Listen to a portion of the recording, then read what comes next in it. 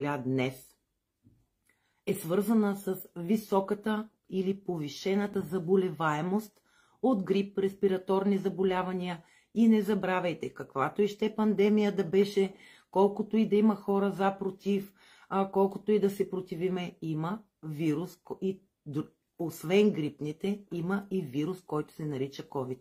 А той въобще не е за подценяване. Така, добър вечер. Виждам, че вече се включихте и гледате. Благодаря ви, че ми изпращате сърчеца и аз ви изпращам. И тъй като настъпи това време на вирусите, те започват внезапно. Спокойно мога да кажа, че много хора казват, така както си бях в едно добро здраве или нямах никакви оплаквания и изведнъж започна едно втрисане, започна температура, започнах едни такива болки по мускулите, по ставите и това са първите симптоми. Започва внезапно. След това се появяват други симптоми. Те са свързани с главоболие, с световъртеж, докато се включат и на малко по-късен етап се появи кашлицата, която е суха дразнеща и в същото време има болки в гърлото, хрема. Защо ви го казвам всичко това? Защото грипа никак не е за подценяване. Той не е онази лека настинка, а всъщност грипа е едно доста сериозно заболяване, което дава и много усложнения. Усложнения само по себе си, ако не бъдат взети мерки, има много усложнения. И какви са моите 5 съвета днес към вас? Като съчетала съм ги да са в 5, но в същото време в един съвет има включени и няколко неща, така да го кажем. Първото и важно нещо е в помещението, в което се намирате, да има често проветряване. Много хора казват, навън е много студено, как така ще проветряваме, но това е нещо задължително. Знаете ли защо? Защото думата вирус казвам, в превод означава отрова. Вирусната клетка, тя не може свободно така да има дълъг живот в пространството и честото проветряване всъщност спомага тя да бъде убита. Защото закачили се за клетка и тя започва да се размножава и това съм ви го казвала много пъти, започва да се размножава само когато срещни гостоприемник. Тоест клетката най-често е тук в тази част. Уста, нос, очи, горни дихателни пътища. Въпреки че споменах очите, през тях също може да стане заразяване.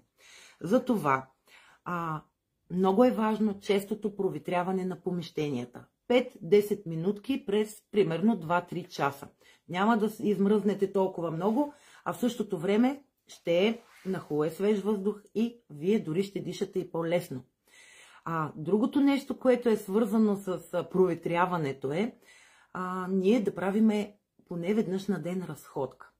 Тази разходка, която е в свободно движение, например в парка, добре облечени, с малко по-бързо темпо. Това дава един добър тонус и в същото време това е каляване. Не се страхувайте от студа, а всъщност използвайте го. Най-вероятно често сте чували, че защо е това такова едно никакво време, с никаква температура, пък влажно, защо не настане един студ, че вирусите да измрат. Но, ето това е хубавото нещо на студа, защото винаги сме склонни да търсим онези негативни неща, които дори не ни служат, но просто така си ги използваме. Втората моя препоръка или втория мой съвет е да поддържате добра лична хигиена. Добрата лична хигиена се състои в това често да миете ръцете. Често да миете ръцете, защото ние постоянно сме склонни да се пипаме тук, там, без да се усещаме, но чрез тях ние можем много лесно да придвижиме вирусите да попаднат в нашия организъм. Какво означава често миене на ръцете? С топла вода, с сапун и това да бъде в рамките на 10-20 секунди минимум. Разбира се, има на моменти, които нямаме течаща топла вода, затова е добре да използваме дезинфектанти или има достатъчно на пазара, както и мокрите кърпички. Защо е важно да мием ръцете? Едно, вируса може да попадне, например, или бактерия върху плод, върху някакъв предмет и ние отново неволно да го придвижим много по-бързо защото и бактериите, нали, могат да бъдат предавани през устата. Най-честото заразяване от вирус е точно въздушно-капковия път и това е най-бързото, най-лесното заразяване по този начин. Боравим с пари, нали, така много обичаме шума на парите, говорим за пари, но какво ни носят те? Парите са просто едно средство, те не ни дават щастие, те не ни дават топлина, всъщност те са просто едно средство, но ние го използваме, пък парите са един генератор на вируси и на бактерии. Затова след всяко боравене с финикийски знаци е много важно измиването и на ръцете. Третото нещо, като препоръка, съвет, това е събирането с много хора на едно място, събирането с болни хора и дезинфекцията и носенето на предпазни маски. Много хора казват, защо ми е тази маска? Всъщност маската ти служи като филтър. Покривайки устата и носа, тя задържа всички от тези вируси и бактерии и тази маска, разбира се, трябва да се сменя на 2. Виждате ли ме? Чувате ли ме? Дайте ми знак, защото виждам, че и интернет не виждам. Имате ли коментари? Пишете коментари, ще отговоря на всеки лично и мога да дам лична препоръка. Останете до край, за да чуете още нещо, защото последните стъпки са от изключително значение. Аз няма да се спирам подробно върху тази трета стъпка, защото вие много добре знаете, че трябва да избягваме контакт с други болни, но използвайки, грижайки се добре, храняйки се здравословно, ние набавяме чрез здравословното хранене достатъчно витамини и антиоксиданти. Кои са тези храни обаче, които ни набавят антиоксиданти и витамини? Разбира се, това са плодовете и зеленчуците. И колкото по-пъстри, и колкото по-цветни, колкото е по-голяма и разнообразна гамата от плодове и зеленчуци, толкова повече витамини набавяме в организма. Както и антиоксиданти, меда също е много ценен и полезен. Суровите ядки, различните семена, те са тези, които обогатяват нашия организъм с витамини и антиоксиданти и това е едно важна част от нашето хранене. Да не говориме, добре, Мери, благодаря ти, чувате ме, радвам се, видях един коментар. Полезно ли ви е това, което ви споделям сега? Дайте ми от 1 до 10 ми напишете дали ви е полезно това, което споделям за тези, които гледате в момента, както и след това, разбира се.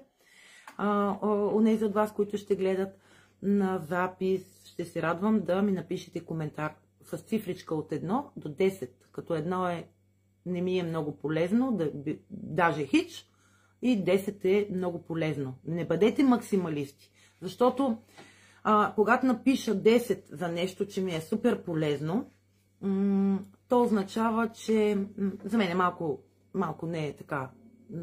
Искам да отговоря на човека по начин, по който той да остане удовлетворен, но това не е моето удовлетворение. Така, четвъртата стъпка беше здравословното хранене, наблягайки на плодове, зеленчуци, семена, мед, заради богатото съдържание с което набавят организма ни с витамини и антиоксиданти. Добре, благодаря. Петата стъпка, здравейте, здравей, злати, здравейте на тези, които се включвате сега. Петата стъпка е да повишим приема на антиоксиданти. Защо го поставям това като на последно пето място го поставих, но това е абсолютно и важно, защото, както казва главният вирусолог на България, академик Гълъбов, той споделят следното. За да се справите с грипа, са нужни две неща. Противогрипни средства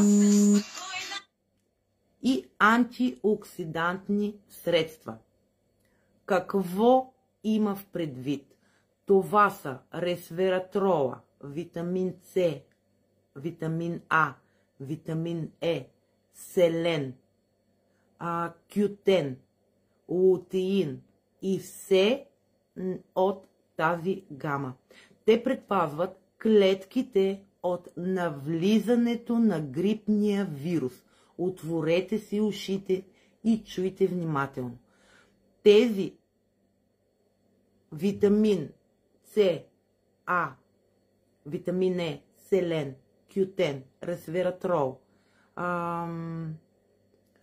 те помагат на организма да се предпази от навлизането на грипните вируси в него. И всъщност те представляват един своеобразен щит. Разбира се, антиоксидантите се справят и с нещо друго, наречено антиоксидантен стрес, но темата ми в момента е грип, ще говоря само за това. А най-доброто набавяне на тези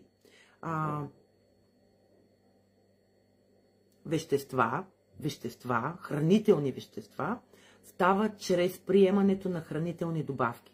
Поради това, че ние с храната, колкото богата и пъстра да е, колкото и семена и мед да ядем, ние не можем да набавим онова количество, което ни е необходимо. За това са необходими хранителните добавки и точно тук е тяхната роля. Точно тук е тяхната роля. Неведнъж съм ви говорила, че чрез добавките ние можем да увеличим защитата на нашия организъм. Днес отново ми се иска да ви покажа кои са онези мои хранителни добавки, които съдържат всичките тези вещества. И ако в началото на днешното ми включване започнах с споделянето на глас мислите на моята колежка за състоянието на нейното в постоянна болест, често боледуване, хайде сега постоянна болест, нали не мога да го кажа, но често боледуване и в същото време състоянието моето на здраве, на енергия, на работоспособност е точно приема на хранителни добавки. Нещо, което не осъзнавах. Моята кариера на фелшер започна преди много години. Преди 28, бих казала, даже около 28 години и повече. И тогава лекарката, с която работех, рускиня, изключително ерудирана жена, ме научи на много неща.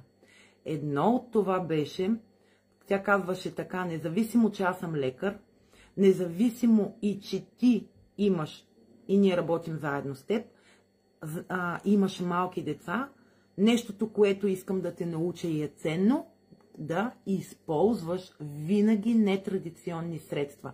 Онези, които имат по-бавно действие, но имат много по-добро, без странични ефекти и набавяйки на организма чрез различните билки и билкови комбинации онези хранителни вещества, които са ти необходими, много по-бързо и по-лесно. Аз не казвам, че с хранителните добавки, с билките няма да боледувате, но с тях много по-бързо и много по-лесно се справя организма. А знаете, че когато човек се разболее, освен дискомфорта, това много бърка и в джоба. Когато детето се разболее, освен дискомфорта, притесненията, това бърка в джоба. Защо? Защото не може човек да ходи на работа. Освен дискомфорта и въобще общото неразположение, защото ти като си болен се чувстваш ужасно, бих казала.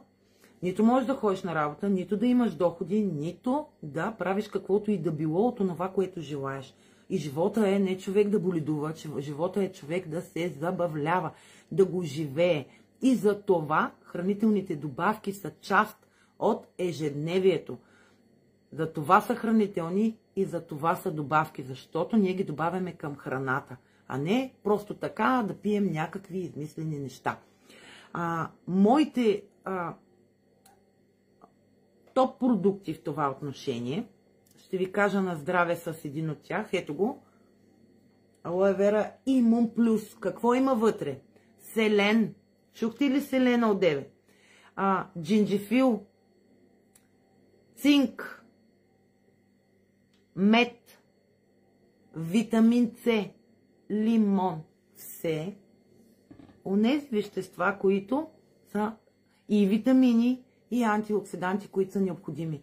Другото ми ценно нещо, което ми набавя витамини, и когато споделях за колкото по-пъстро, колкото по-цветно, 21 различни плода и зеленчука се съдържат в моите витамини. В момента на този сезон какви плодове и зеленчуци има? Аз няма да отговоря на този въпрос. Вие спокойно можете да си отговорите.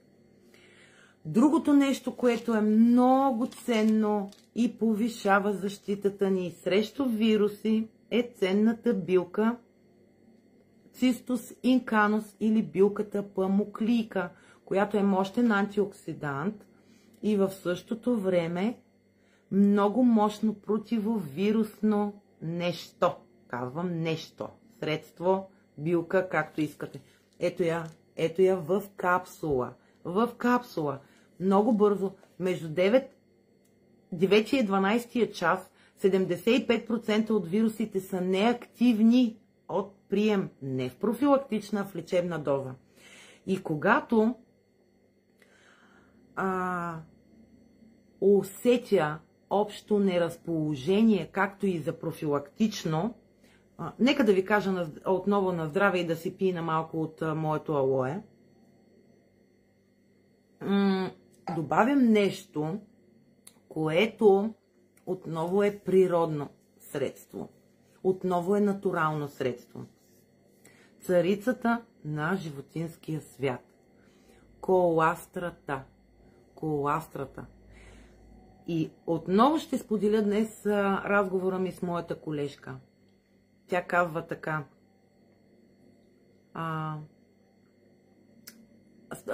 Говорихме за коластрата, защото била чула някаква... една дама всъщност била чула. Той и аз присъствах там. Една дама, която вчера каза: абе, преди и аз давах коластра, и то същата коластра, обаче детето ми като започна да прави пристъпи и аз се спрях. При което аз леко така бях шокирана и я попитах каква е причината да я спреш. Даже точно в този момент е супер подходящо даже да продължиш. И тя ми отговори: не знам, стори ми се, че трябва да го махна това нещо, защото детето си имаше лечение. Ето тук е знанието и незнанието. Това, което се носи в интернет и хората споделят каква ли не информация, защото аз ви казах, че с моето медицинско образование много обръщам внимание на всички хора, които говорят в пространството, и когато чуя нещо, някаква глупост буквално, защото много сме хората, гледаме как да изкараме едни пари в по-голямата част от случаите. Тук не става въпрос за това да ви продам аз продукт. И много внимателно искам да ви обърна внимание да се доверявате на хора, които може да не познавате, но проведете разговор с тях. Проведете разговор, но не пишейки се. Проведете разговор по телефона.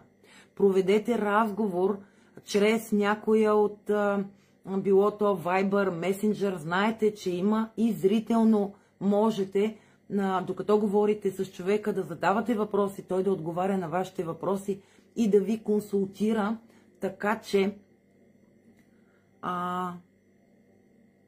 и вие да бъдете спокойни. Защото много хора казват, за мен е важно какво ще каже моя лекар. На него имам доверие. Да, и това е така.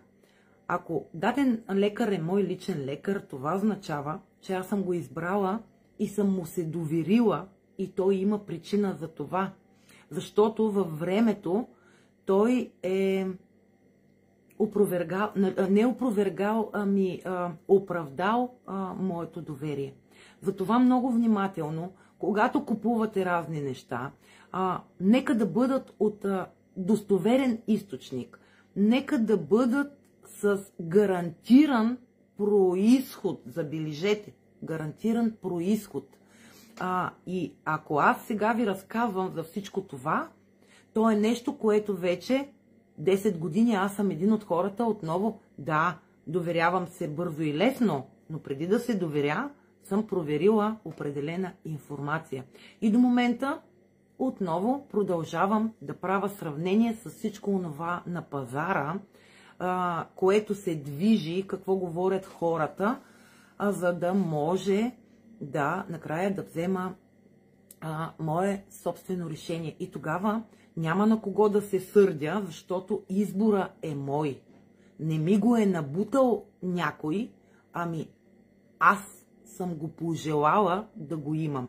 Затова много внимавайте и ще ви говоря в следващата седмица за нашите избори и как всеки един въпрос, който възниква в нашата глава, ние в най-бързия начин сме склонни да го провокираме и да кажем не.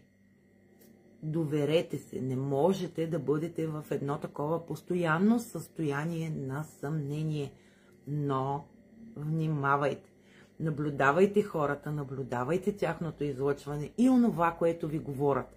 Защото в по-голяма част от случаите човека говори едно, показва съвсем различно нещо. Вие кого ще изберете? И съвсем накрая отново ще припомня 5 мои важни препоръки и съвети към вас за това как да се справите с вашата защита на организма, чрез това да се предпазите от грип. На първо място, често проветрявайте помещенията, върнете се отново и отново и изгледайте от това видео. Правете разходки.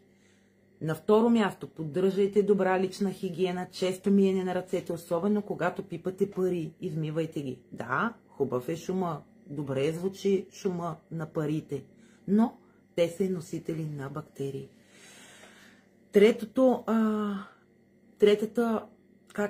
Третия съвет, третата препоръка е свързана с това да не се събирате с много хора на едно място, да избягвате болни хора, нали, в момент на епидемия. Това не е вие да седите с съмнението. И носете за ваша сигурност маска, която да предпазна маска, има за еднократна употреба. Покрийте носа и устата. Това е вашата защита. В същото време пък вие, ако сте болен, ще защитите другите хора. Използвайте я за кратко, по времето на престоя там, особено ако посещавате болници и поликлиники. Нали, такива лечебни заведения. Четвъртото важно нещо е обърнете внимание на вашето хранене. С какво се храните? Хранете се повече с плодове, зеленчуци, семена, мед, ядки. И петото важно нещо е добавете хранителна добавка към вашето ежедневие. такава, която ви носи витамини и антиоксиданти. Аз ви споделих за моите, кои използвам. Ако имате нужда от консултация, ако се нуждаете да поговорите с някого, ако в мое лице виждате човек, който може и създава у вас предпоставка за доверие, обадете ми се. Аз не искам да и не го правя, да продавам едни продукти. Аз поделям и изправя само това, което аз използвам, което аз съм видяла като резултат и всеки ден срещам хора, които споделят удовлетвореността си от онова, което съм им препоръчала и са избрали да ползват. Така, казвам ви отново на здраве с моето алое. Вечер си го пия него. Ще ви говоря за още един продукт, но няма да е днес, който е част от моя вечерен прием. Така. Бъдете добри, обичайте и бъдете обичани. Изпращам ви много целувки. Бъдете здрави и ви благодаря за това, че тази вечер бяхме заедно. Изпращам ви много, много, много, много сърчица и много, много любов. До скоро!